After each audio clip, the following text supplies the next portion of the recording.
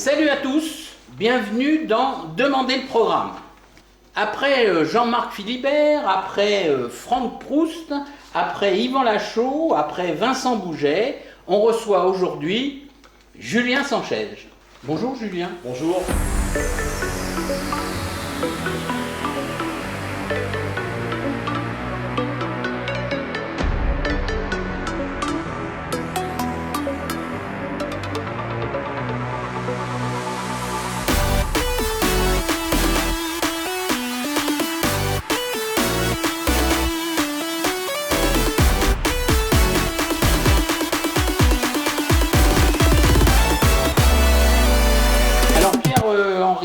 Nous accompagne. Bonjour Pierre. Bonjour Monsieur Sanchez. Bonjour. Bonjour Richard. Alors tu es député européen, oui. On le rappelle quand même, et puis tu as été maire de Beaucaire oui. pendant 10 ans. Pendant 10 ans, voilà. Alors qu'est-ce qui a séduit les Beaucairois ? Je pense que ce qui leur a plu, c'est que j'ai mis des moyens sur la sécurité, c'est que j'ai baissé les taux d'imposition. J'ai été un maire de proximité qui a été proche d'eux, qui a été vraiment sur le terrain pendant tous ces 10 ans. Moi, j'étais pas là juste avant les élections, j'étais là toute l'année, 7 jours sur 7, 24 heures sur 24. En 10 ans, j'ai pris 20 jours de vacances, vous voyez. Donc, c'est, pour moi, le mandat de maire, c'est vraiment un mandat de proximité où il faut se donner à fond parce qu'on défend sa ville, on défend son image et puis on essaie de régler les problèmes du quotidien des habitants. Qui sont nombreux, on n'a pas toujours les leviers pour tout régler, mais il faut faire le maximum pour en régler le maximum. Et est-ce qu'il y a des choses que tu as appris, en fin de compte, que tu as appris au quotidien là-bas, que tu penses mettre en place à Nîmes, qui pourraient être mis en place à Nîmes ? Oui, déjà l'avantage que j'ai, c'est que je suis le seul des candidats à avoir déjà été maire, et pas pendant quelques mois, pendant 10 ans. Donc j'ai l'habitude de prendre des décisions, j'ai l'habitude à tout instant de la journée de trancher. Parce qu'un maire, il ne peut pas concerter son équipe chaque fois qu'il y a une décision à prendre, sinon il n'y a rien qui avance. Donc il faut savoir trancher, il faut savoir avancer, il faut gérer un budget, il faut gérer du personnel. Donc ça, ces méthodes-là, je peux les dupliquer à Nîmes. Effectivement, c'est plus d'habitants, c'est 150 000 habitants, mais c'est la même façon de gérer, c'est-à-dire soit on sait faire, soit on ne sait pas faire, et je pense que je sais faire. Nîmes fait face à des enjeux économiques et sociaux importants. Oui. Comment comptez-vous dynamiser l'économie locale et l'économie sociale ? Je pense qu'un maire, il doit d'abord être un VRP de son territoire, c'est-à-dire il doit connaître son territoire déjà, il doit savoir vendre son territoire. C'est important pour le tourisme, parce que le tourisme, c'est aussi l'économie, c'est aussi de l'emploi. Et de ce point de vue-là, je pense qu'il y a beaucoup de choses à faire, parce que là, il y a un centre des congrès qui a été réalisé, par exemple. Alors c'est bien, mais il y a très peu d'ambition pour l'instant sur ce centre des congrès. Et moi, je pense que ça ne doit pas se transformer en salle associative ou en salle locale, mais ça doit être un centre des congrès. Il y a près de 200 congrès qui se déroulent chaque année en France dans cette jauge de 700 places à peu près. Donc il faut aller les chercher, il faut les démarcher, il faut leur écrire, il faut leur dire voilà, au lieu d'aller dans la grisaille du Nord, venez dans le Sud, une région avec un accent et une région où il y a plein de belles choses à voir. Et il faut aller leur proposer des packs clés en main, parce que quand ils viennent, en fait, ils vont à l'hôtel et puis ils vont aussi au restaurant. Et donc, ils consomment dans la ville. Donc, voilà. Alors que si on transforme ce centre de congrès en salle associative, ce sera des Nîmois qui iront, mais ils n'iront pas à l'hôtel, ils n'iront pas au restaurant, et on perd l'intérêt de ce centre des congrès. Alors parmi les premières mesures que tu comptes prendre, laquelle ce serait ? Celle que dès que tu arrives, que tu prendrais ? Je pense que c'est la sécurité, la première chose. Donc dès que j'arrive, je lance une annonce pour recruter des policiers municipaux. À Nîmes, au 1er janvier, il n'y avait que 163 policiers municipaux. Moi, je souhaite les porter d'ici la fin du mandat à 300, donc doubler les effectifs quasiment. Pourquoi ? Parce que 300 pour 150 000 habitants, c'est 2 pour 1000 habitants. C'est la moyenne dans les villes très ambitieuses en matière de sécurité, par exemple à Cannes, à Beaucaire, dans les villes de droite forte. La sécurité doit être une priorité. Donc moi je pense que c'est le problème numéro 1 des Nîmois, il faut y mettre des moyens, il faut aussi des consignes différentes de fermeté, il faut que la peur change de camp et que les délinquants soient harcelés.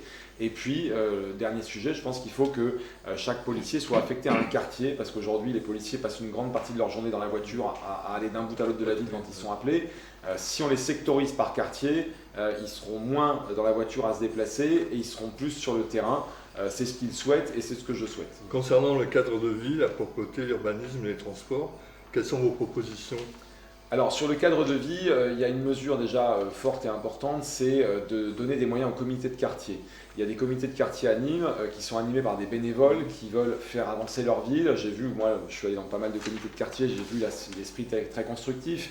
Ils faisaient remonter les sujets à problème, mais souvent les problèmes ne sont pas réglés par la municipalité, ne sont pas traités. Et 1 an plus tard, c'est les mêmes problèmes qui se reposent, 2 ans plus tard, 3 ans plus tard, alors que ces gens, ils donnent de leur temps, de leur énergie. Donc moi, ce que je souhaite, c'est mettre un employé municipal par comité de quartier qui fait remonter ensuite les doléances, qui traite les doléances, et pour que les gens aient des réponses. Voilà, qu'il y ait des réponses. Si c'est oui, c'est oui, si c'est non, c'est non, parce qu'un maire ne peut pas dire oui à tout. Oui, tout à fait. Mais par contre, s'il dit non, il doit expliquer pourquoi, voilà, peut-être que légalement ça n'est pas possible, etc. Mais pour le cadre de vie, c'est important, et d'être en lien vraiment avec ces comités de quartier, ça doit être une instance de démocratie participative. D'accord. Certains électeurs peuvent être hésitants face à votre étiquette politique. Que leur répondez-vous ? Je leur dis qu'aujourd'hui, on a tous les députés du département du Gard. On a maintenant un groupe élu au scrutin majoritaire avec plus de 120 députés à l'Assemblée nationale, que tous nos maires ont été réélus au premier tour, partout en France. À Beaucaire, par exemple, Nelson Chaudon a été réélu à 60%. Voilà, il y a dans toutes les villes RN, les maires sont repassés au premier tour. Perpignan, qui est quand même une ville de plus de 100 000 habitants, Louis Alliot a fait plus de 50 au premier tour. Donc, si ces candidats sont réélus au premier tour, c'est qu'ils font du travail quand même, sinon ils ne feraient pas toutes ces voix. Donc ne tombez pas dans le piège de mes adversaires, de Madame Delga, de Monsieur Bouget et autres qui cherchent à me diaboliser, alors qu'en fait, contrairement à eux, moi j'ai l'expérience, je sais faire et je ferai. Oui, parce que souvent ce qui ressort, c'est quand même ça, le truc, c'est-à-dire le RN, d'une manière générale aussi, il n'y a pas que sur Nîmes. Donc, tout de suite les musulmans, les juifs, les LGBT, tout ça, on dirait qu'ils ont à craindre, oui les protestants aussi apparemment. Donc qu'est-ce que tu réponds à ça, aux gens qui disent ça, dis donc ? Je réponds que c'est n'importe quoi, parce que moi je ne regarde pas les gens en fonction de leur origine, je ne les classe pas en fonction de leur origine ou de leur choix personnel ou de leurs orientations personnelles. Moi je ne m'en prends qu'à ceux qui troublent la tranquillité publique. Quelles que soient leurs origines, quelle que soit leur identité, ceux qui créent des troubles, des nuisances, c'est eux que j'ai dans le viseur.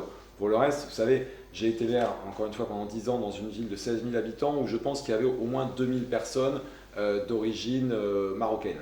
Parce que c'est une ville agricole où beaucoup de Marocains sont venus à l'époque, se sont installés, ont fait des enfants, des petits-enfants, c'était des travailleurs qui sont venus travailler dans l'agriculture.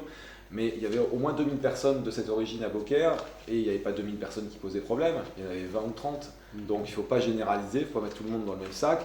Et par contre, il faut harceler les 20 ou 30 qui créent des problèmes, et ceux-là, il faut que tout le monde les lâche. Et il faut que tout le monde soit solidaire avec la mairie pour lâcher ceux qui créent des problèmes. Tout à l'heure, vous nous avez parlé de votre première décision immédiate. Oui. Mais est-ce que vous avez une grosse mesure à prendre dans les 100 premiers jours ? À part... il y en a beaucoup. Alors, je vais vous en donner 2-3 parce qu'il y a des urgences. En fait, les urgences, la première, c'est de s'occuper du sujet des halles. Parce que vous savez que la mairie actuelle ne s'est pas occupée des halles de Nîmes. Les commerçants, c'est quand même une activité économique, sont inquiets parce qu'ils ne savent pas si en 2029, ils vont pouvoir rester derrière les étals ou si ils vont devoir partir. Ça, c'est quand même inadmissible que la mairie n'ait pas su trouver des solutions, n'ait pas su rassurer. Nous, on a proposé des solutions. Ils sont au courant, les étaliers, ils savent ce qu'on propose, ils savent ce que je ferai. C'est un dossier que je suivrai en direct pendant les premiers mois jusqu'à ce qu'on ait réglé le sujet. Ensuite, je laisserai un adjoint gérer le sujet des marchés. Mais pendant les premiers mois, c'est moi qui le suivrai tant qu'on a, jusqu'à temps qu'on fasse la solution et qu'on la mette en place. Autre sujet important, je pense que donc, la sécurité, j'en ai parlé, ça c'est vraiment dans les premiers jours aussi qu'il faut le faire. Les moyens sur les comités de quartier, c'est aussi dans les premiers jours qu'il faut le faire. Et après, il y a plein de sujets. La révision générale du PLU, parce que l'urbanisme à Nîmes, beaucoup de gens le critiquent, à juste titre. Là, je vois qu'on construit encore des immeubles au Mas de Ville, dans des quartiers qui sont résidentiels, qui sont des quartiers de maisons. C'est anormal de faire ça, mais ils le font parce que c'est autorisé par le PLU. Donc il faut réviser le PLU.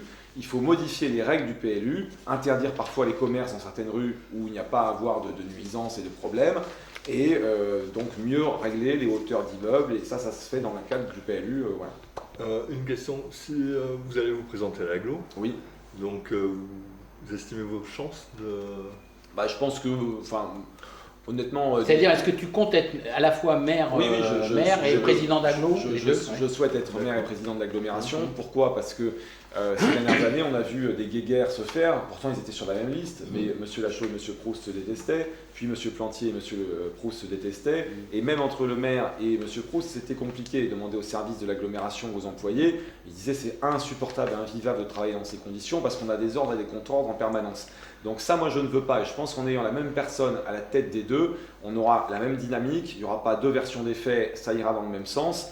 Et à ceux qui pourraient dire que c'est par ambition, je dirais une chose simplement, c'est qu'actuellement je suis député européen, c'est le mandat qui est le plus payé, je pense, en France. Si je suis élu maire de Nîmes et président de l'agglo, je divise par 2 mes revenus. Donc c'est pas par ambition, c'est parce que je pense que vraiment il faut que ce soit la même personne à la tête des deux pour que ça aille dans le même sens et qu'on ne perde pas de temps avec des ordres et des contre-ordres. Est-ce que justement, alors, en tant que président d'agglo, il y a des projets quand même comme Magna Porta, comme alors aussi cette gare qui est en dehors du côté, on va dire, professionnel, enfin commercial. C'est ce qui touche un peu les Nîmois, surtout du centre d'ailleurs, le fait d'aller. Tu as prévu des choses comme ça pour rendre l'accès plus facile, par exemple Sur l'agglomération, il y a énormément de sujets, parce que l'agglo, elle s'occupe de beaucoup de choses quand même maintenant.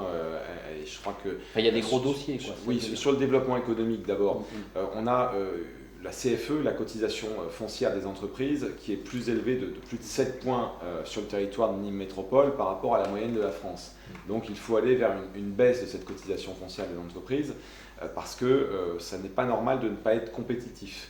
Ensuite, il faut que les élus de l'agglomération connaissent bien leur territoire, c'est-à-dire qu'on doit connaître chaque parcelle qui est libre dans les zones d'activité économique et dans le foncier qui peut devenir économique. Et quand on a des porteurs de projets qui viennent, il ne faut pas faire comme ça se fait aujourd'hui où ils n'ont pas de réponse et du coup ils vont ailleurs, ils vont à Montpellier, ils vont sur d'autres secteurs. Donc il faut qu'on améliore ça et qu'il y ait un guichet unique et qu'on soit meilleur sur l'accueil des entreprises. C'est le rôle de l'agglomération, mais ce n'est pas tellement fait. Et le tourisme aussi, qui est une compétence municipale à Nîmes, mais sur lequel l'agglo doit faire plus. Il y a quand même l'aéroport. Moi, il m'est arrivé de prendre l'avion quand je revenais de Bruxelles, où je suis député européen. Vous arrivez dans une salle où vous êtes tout dans le noir. Il n'y a pas une image, une photo de Nîmes, il n'y a rien. Vous arrivez, vous attendez votre valise pendant un quart d'heure dans un espèce de hangar pourri où vous êtes dans le noir. Et ça, personne ne s'en occupe. Un symbole pour représenter votre projet pour Nîmes ? Écoutez, moi c'est le nom de la liste, je pense qu'il caractérise le mieux, c'est fier d'être Nîmois. Je veux qu'avec mon équipe à la mairie, les Nîmois puissent être fiers d'être Nîmois, c'est-à-dire qu'on mette en valeur l'identité de Nîmes, l'identité de la France aussi, qu'on soit fiers de tout ça et qu'on soit bien en fait dans cette ville qu'il y ait plus de liens entre les gens aussi. Je veux créer plus de festivités, d'animation. Alors justement, si on parle festivités, on peut parler aussi corrida et du soutien qui vient d'arriver là de Simon Casas. Oui. Ça m'a beaucoup touché, c'était assez émouvant parce qu'il a parlé de son histoire personnelle justement pour me soutenir. Lui, il ne veut pas en fait que soient élus à la mairie de Nîmes des gens qui sont soutenus par la France Insoumise, parce que la France Insoumise n'a pas une attitude claire vis-à-vis de l'antisémitisme. Et la liste que soutient Emmanuel Macron, qui est celle de Proust, là aussi, M. Macron n'était pas à la marche contre l'antisémitisme. Moi, j'y étais avec Marine Le Pen. Et je crois que l'antisémitisme est aujourd'hui un sujet important dans de nombreuses villes. On a beaucoup de communistes qui sont avec le drapeau palestinien tous les samedis à Nîmes devant le Carré d'Art, qui évidemment font campagne sur Gaza, mais moi je veux faire campagne sur les Nîmois, je veux m'intéresser aux Nîmois et pas à ces sujets-là. Et je crois que ce que dit Simon Casas, c'est à la fois que je pense que je suis le candidat qui a le plus de chances de battre les communistes, parce que je suis arrivé en tête au premier tour, et aussi on sera compatible au niveau des traditions et de la défense des traditions, parce que je l'ai fait à Beaucaire, je le ferai à Nîmes. Et justement, alors par rapport le programme de Vincent Bouget, des communistes, ça va être tout sauf le RN, le programme du deuxième tour, ça va être ça. Tu réponds quoi à ça ?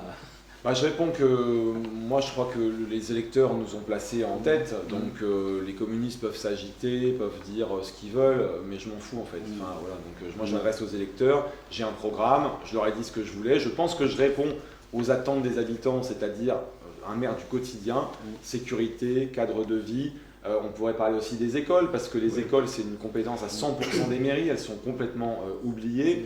L'adjointe au maire qui était en place a fait du travail, mais elle n'avait pas les moyens financiers pour faire son travail correctement. Par exemple, il faut mettre la clim dans les écoles. Est-ce que c'est normal qu'en 2026, et en l'occurrence en 2025, on est à fermer des écoles parce qu'il n'y a pas la clim. Les écolos vous diront que la clim, c'est pas bien. Eh ben, je m'en fous, les écolos. Voilà, à un moment, moi, je m'intéresse si vous voulez, au confort, au confort de travail des enseignants, des personnels communaux qui sont dans ces écoles et des enfants. Ouais. Parce qu'à un moment, je crois que si on veut vraiment faire de l'écologie, par contre, ce qu'on peut faire, c'est défendre l'agriculture locale, la viticulture, mettre en avant les produits. Et ça, j'aurais une démarche aussi vis-à-vis des commerçants nîmois, parce qu'il faut qu'on soit corporate, il faut qu'on défende l'agriculture gardoise, il faut qu'on défende aussi la viticulture gardoise et qu'on trouve des vins aussi d'ici dans les restaurants, dans les commerces. Il faut qu'on joue gardois. Voilà. Un petit mot quand même avant peut-être de conclure sur aussi, on a parlé de Bouget, mais on a pas, avec Proust, il n'y avait pas eu moyen de faire une fusion, une fusion technique. Oui, voilà, c'est ça que je cherchais. La fusion technique, le nouveau mot à la mode. Monsieur Proust, je lui ai tendu la main 2 fois. Pourquoi ? Parce que moi je suis respectueux des équipes en place. On avait un maire sortant LR, donc j'estimais que l'ordre naturel des choses, c'était bien qu'on soit intelligent et qu'on fasse barrage aux communistes. Donc j'ai tendu la main au début janvier à Franck Proust, je lui ai proposé qu'on fasse liste commune, on aurait gagné au premier tour. Il a refusé cette main tendue. Le soir du premier tour, j'arrive en tête. J'aurais pu dire, bon, voilà, je suis en tête, voilà. J'ai proposé à Franck Proust de prendre 8 personnes de sa liste sur la mienne et de nommer 4 adjoints au maire issus de sa liste, pour que justement on soit sûr de battre les communistes et qu'il n'y ait pas de problème. Il a refusé cette main tendue. Donc à un moment, je dis aux électeurs de droite, moi j'ai tout fait pour que les communistes ne passent pas, maintenant vous faites-le aussi, votez utile et regroupez-vous vers le mieux placé. Le premier tour c'était une primaire, j'arrive en tête avec 30, Proust fait 18 et Plantier fait 15. Donc rassemblez-vous sur le mieux placé. Est-ce qu'elle va finir par se faire cette union de la droite que tout le monde attend, que beaucoup de gens de droite attendent, bien sûr. Moi, je pense qu'elle se fait dans les urnes avec les électeurs, mais que malheureusement les chefs des Républicains et les chefs de ces partis-là n'ont pas le courage politique de le faire. Le seul qui a eu le courage, c'est Éric Ciotti, qui a créé l'UDR, qui est notre parti allié maintenant. C'était pourtant l'ancien président des Républicains. Oui, il a emmené avec lui beaucoup de gens de LR. Il y a beaucoup de gens qui rejoignent l'UDR aujourd'hui. Donc ça, c'est des gens courageux. Par contre, Monsieur Proust, je suis désolé, c'est pas quelqu'un de courageux. Voilà. Vous avez un message pour les abstentionnistes ? Oui, je dirais aux abstentionnistes en fait que moi j'en ai vu beaucoup des jeunes cette semaine qui m'ont dit vous savez, on n'est pas allé voter au premier tour, mais comme vous êtes en tête, on va aller soutenir au second pour que vous passiez, parce que justement on a envie de plus de sécurité, on a envie de valoriser notre identité et de ne pas valoriser les communautarismes venus d'ailleurs. Il faut vraiment valoriser l'identité française, l'identité locale et régionale. C'est ce que je ferai, et puis je serai surtout un maire proche des acteurs économiques et touristiques. C'est très très important ce sujet-là. Ok. Eh bien écoute, c'est gentil déjà d'avoir accepté notre invitation. Je te laisse dire quelques mots peut-être, si tu as envie de dire, t'adresser directement aux Nîmois et pour les inciter à voter sur ta liste. Très bien, merci déjà pour l'invitation. Donc, chers Nîmois, je crois que dimanche c'est un rendez-vous historique que nous avons. Je pense que nous avons réservé une surprise au premier tour en me plaçant en tête. Les sondages me mettaient à 21-22, j'ai fini à 30. Je pense qu'on peut créer une deuxième surprise dimanche en gagnant. Et c'est pas gagner pour des ambitions, c'est gagner pour servir Nîmes, pour faire avancer les différents dossiers et puis surtout pour éviter qu'avec les communistes, Nîmes ne revienne 30 ans en arrière avec l'épisode qu'on a connu entre 1995 et 2001 qui a été désastreux. Donc Jean-Paul Fournier nous a préservé de ça pendant 25 ans. Aujourd'hui, ces dauphins ne sont pas aussi intelligents que lui. Donc je me propose d'être celui qui permettra d'éviter à nouveau le communisme et d'avoir une vision sécuritaire, une vision proche des habitants et une vision de modération fiscale pour ne pas augmenter les impôts. Voilà ce que je propose et j'espère que vous ferez le nécessaire parce qu'une voix pour Proust, c'est la victoire de Bouget. Donc il vaut mieux une voix pour Sanchez. Voilà. Merci. Merci Pierre-Henri. À très bientôt dans une autre émission. À très vite. Salut.